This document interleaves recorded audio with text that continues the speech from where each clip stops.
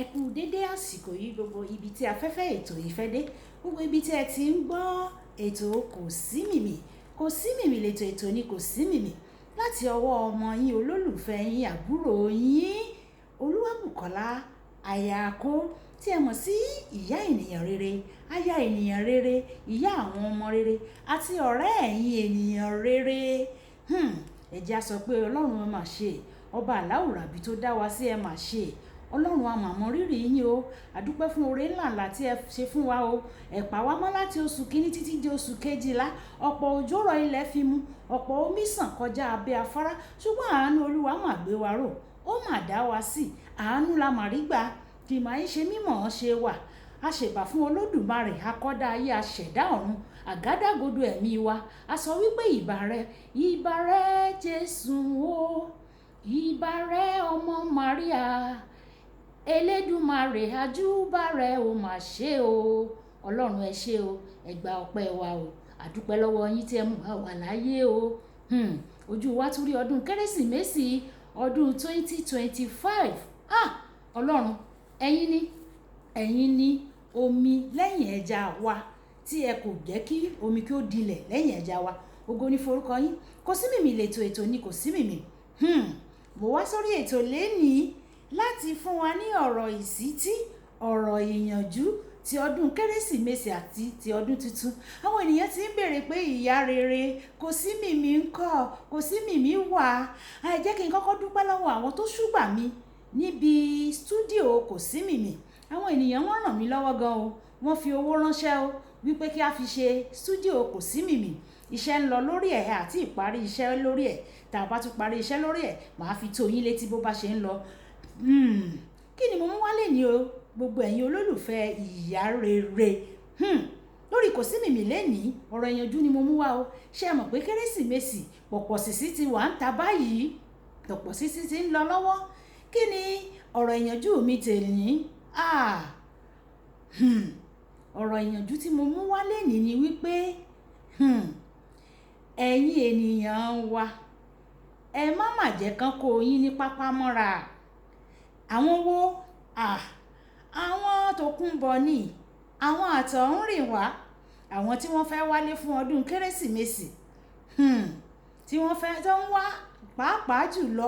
Àwa òbí ẹ jẹ́ ká kìlọ̀ fún àwọn ọmọ wa obìnrin o. Àwọn tí wọ́n ní ọ̀rẹ́ lórí Instagram, lórí social media tó ti ń chat pẹ̀lú wọn pé mo máa wá fún Christmas, mo máa wá celebrate Christmas nílé. Tí bá ti wá fún Christmas, ìgbà yẹn la máa ṣe introduction, ìgbà yẹn la máa ṣe engagement, ìgbà yẹn la máa mọ́jọ́ wedding wa. Ẹ má mà jẹ́ kán fi búrẹ́dì kó àwọn ọmọ wa lómi ọbẹ̀. Àti pàápàá jùlọ ẹ̀yin single mother, mò ń gbà yín nímọ̀ràn báyìí ni o, wípé ẹ má jẹ́ kí àwọn Tòkunbọ̀, àwọn àtòkè ọ̀hún rìn wá kí wọ́n fi búrẹ́dì kó yín lómi ọbẹ̀ o. Kí ló dé tí mo fi mú ìmọ̀ràn yìí wá? Ọ̀rọ̀ yìí ṣẹlẹ̀ ní ọdún díẹ̀ sẹ́yìn. Ẹnìyẹn wá láti òkè òkun nítorí obìnrin yìí jẹ́ single mother. Ó ní ọmọ méjì lọ́wọ́.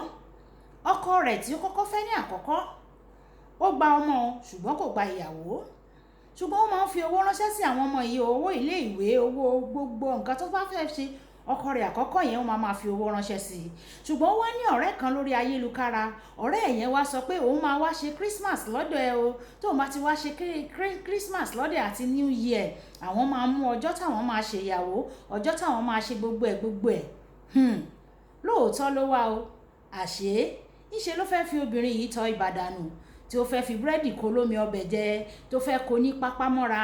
Ǹjẹ́ ẹ jẹ́ mọ̀ wípé nígbà tí ó wá, ilẹ̀ tí obìnrin yìí rà, tí obìnrin yìí tí ń ṣe àjọyọ̀ rẹ̀, mo ra lẹ̀ síbì kan, mo ṣe kinní kan, ọkùnrin yìí palẹ̀ ìwé ilẹ̀ yìí, ó palẹ̀ rẹ̀ mọ́ gbé lọ.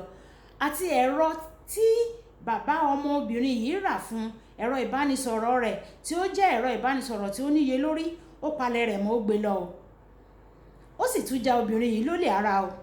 Àwọn ènìyàn sọ pé kí ni olè ara tó jà? Ẹ lọ wo Google search, ẹ lọ search ẹ lórí Google pé èwo ló ń jẹ́ olè ara. Ó jà lólè ara, ó padà lọ sí ìlú òyìnbó rẹ̀ o. ó padà lọ kò sì padà wá mọ́.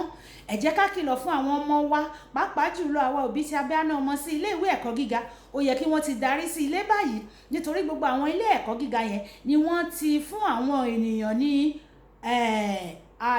holiday, ẹ jẹ́ n sọ pé holiday, ìsinmi fún ti kérésì àti ti ọjọ́ ọdún tuntun. Ẹ tètè pè wọ́n, ẹ pè lágbájá, ẹ sọ pé Rachel, ẹ sọ pé gbogbo àwọn ọmọ wa Àbíkẹ́, Àbẹ̀bí, Àṣàbí, Àṣàkẹ́, ẹ jẹ́ á pè wọ́n, ká pè wọ́n. Etí tí wọ́n fi ń gbọ́ràn yẹn ni ká fi pè wọ́n pé ó yá darí sílé, darí sílé. Ẹ má jẹ́ ká fún wọn ní ààyè láti ṣe ìṣekúṣe. Ẹ má jẹ́ ká fún wọn ní breathing space bí àwọn òyìnbó ṣe máa ń sọ. Mo gbọ́ òyìnbó díẹ̀. Ẹ wo, ìyẹn ni mo mú wálé ní. Ẹ má jẹ́ kí wọ́n fi búrẹ́dì kó wa lómi ọbẹ̀ jẹ o, pàápàá jùlọ ẹ̀yin obìnrin, àwọn single mothers, ẹ̀yin ladies táwọn èèyàn wọ́n ti sọ pé àwọn ń bọ̀ látòkè òkun, wọ́n máa choose ọjọ́ tẹ́ máa ṣe wedding. Irọ́ náà ń pa o, wọ́n fẹ́ fi yín tọ́ bàdànù ní o. Ẹ má jẹ́ kí wọ́n fi búrẹ́dì kó yín lómi ọbẹ̀ jẹ. Ọdún kérésìmesì tó ń bọ̀ yìí, lẹ́yìn oṣù mẹ́sàn-án ẹ̀ ní kábàámọ̀ lórúkọ Jésù o, nítorí tí omi bá wá ti ẹ̀yìn gbọ́ ìgbín lẹ́nu, á burú jù o. Nítorí ẹ̀ ni mo ṣe wá sórí afẹ́fẹ́ tí mo ní kí n wá pariwo, kí n wá ké sí ẹ̀yin olólùfẹ́ mi. Ẹ sọ fún ẹnìkan, kí ẹnìkan kó sọ fún ẹnìkan, kí ẹnìkan kó tún sọ fún ẹnìkan, kí ẹnìkan kó tún sọ fún ẹnìkan wípé kérésìmesì yìí kíyèsára o. Má jẹ́ kí wọ́n fi ọ̀bẹ ẹ̀yìn jẹ ẹ́ níṣu, má sì jẹ́ kán kó ẹ ní pápá mọ́ra, má sì jẹ́ kí wọ́n fi búrẹ́dì kó ẹ lómi ọbẹ̀ jẹ. À sọdún ayọ̀ o. Mo tún padà bọ̀, màá tún mú àwọn ọ̀rọ̀ ìṣítí mìíràn tí a nílò fún ọdún kérésìmesì yìí, màá tún mú wá. Gbogbo wa la máa sọdún ayọ̀ ọdún kérésìmesì yìí lórúkọ Jésù Kristi tí a bí sáyé. Yóò san wá sówó, yóò san wá sọmọ, yóò san wá sàìkú baálẹ̀ ọrọ̀. A ò sì ní kábàámọ̀. Gbogbo tí a nílò láti fi ṣe ọdún yìí, Ọlọ́run yóò pèsè rẹ̀ fún wa. Ọ̀rọ̀ mi kò lópin sí yín o. Èmi ni tiyín ní tòótọ́ o. Olúwabùkọ́lá Ayako, ìyá ènìyàn rere, aya ènìyàn rere, ìyá àwọn ọmọ rere àti ọ̀rẹ́ ẹ̀yin ènìyàn rere.